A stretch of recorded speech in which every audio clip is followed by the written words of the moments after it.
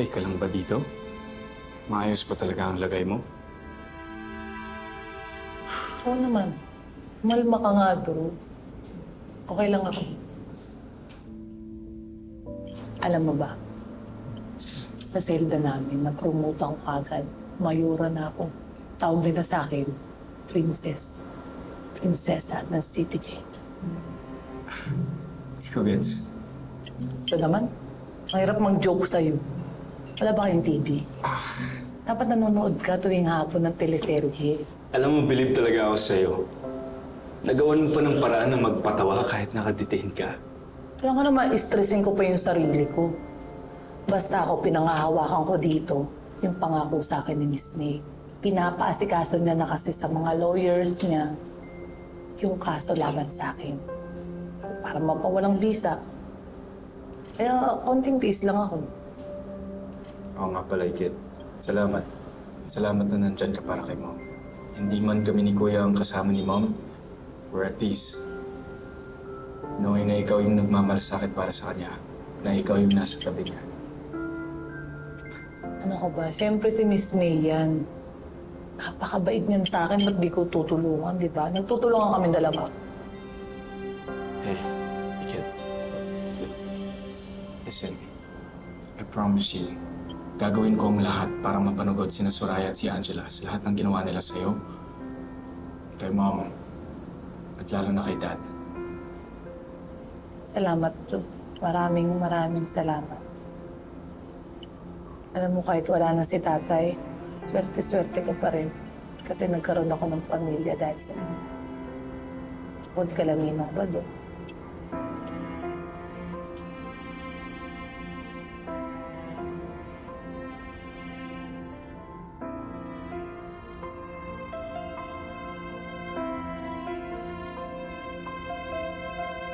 Alam niyo, Sir Macho, masakit to para sa akin, ha?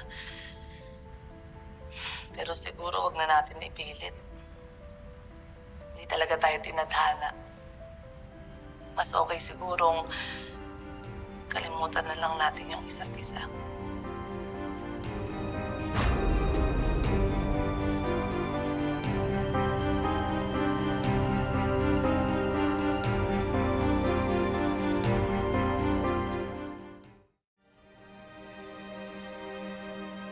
Kaibigan niyo rin pala si General Ramirez.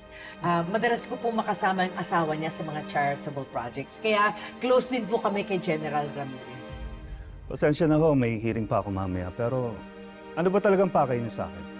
Actually, it's about that hearing po. Meron sana kaming special request.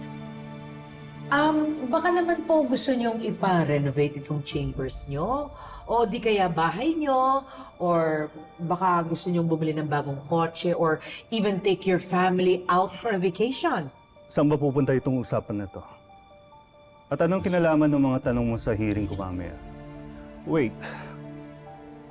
I hope mali ako sa iniisip ko. Matalik na kaibigan ko po si William Smith. Business partner ko po ang pinatay ni Marikit Karingan. Kaya we were hoping na sana hindi niyo mag-grant ang motion to recall her warrant of arrest na ihihiring niyo mamaya. Hindi dapat ma-dismiss ang kaso ni Marikit Karingan. And in exchange sa tulong niyo, we're willing to be very generous. Sinusuhulan niyo ba ako? To be honest, you're not the first one to bribe me. At hindi ako tatagal sa propesyon kong ito kung wala akong integridad at kredibilidad. Judge, baka naman po pwedeng pakinggan niyo muna yung offer ng tita ko before you decide. Here is a blank check. You can write any amount you want. We'll just leave it there kung nahihiya kayong tanggapin sa harapan namin. Basta, kayo na po ang bahala kay Marikit. Kailangan manatiling nakakulong ang babae niyo. We'll go ahead. Thank you po.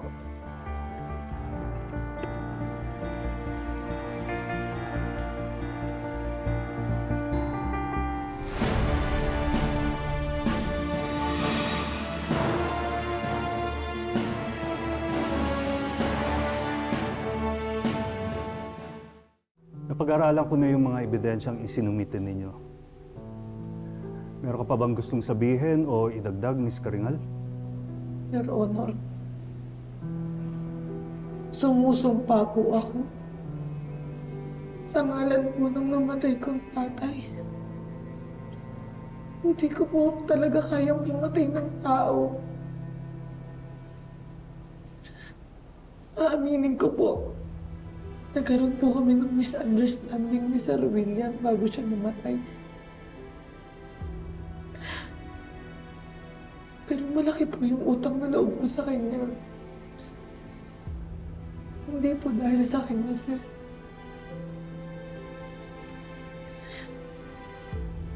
Hindi po ako nakapasok ng resort.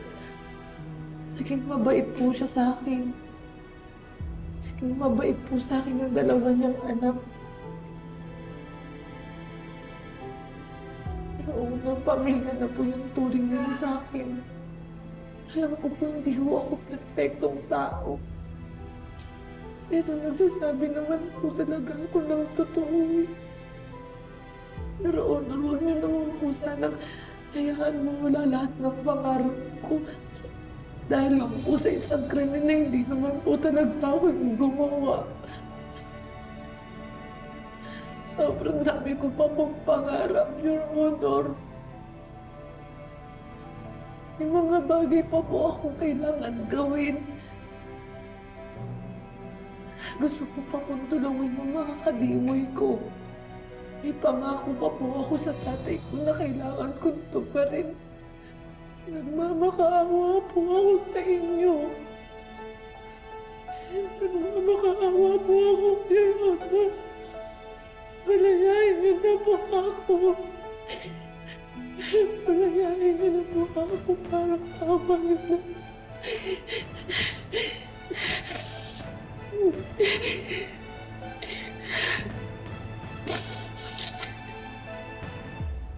Nakita mo nang nagdudurog yung puso ng beshi natin. Tapos gagatungan mo pa ng ganito. Ba't ako magsiselos? For your information, binasted ko siya. Ikaw talaga yung pinakamaganda tonight.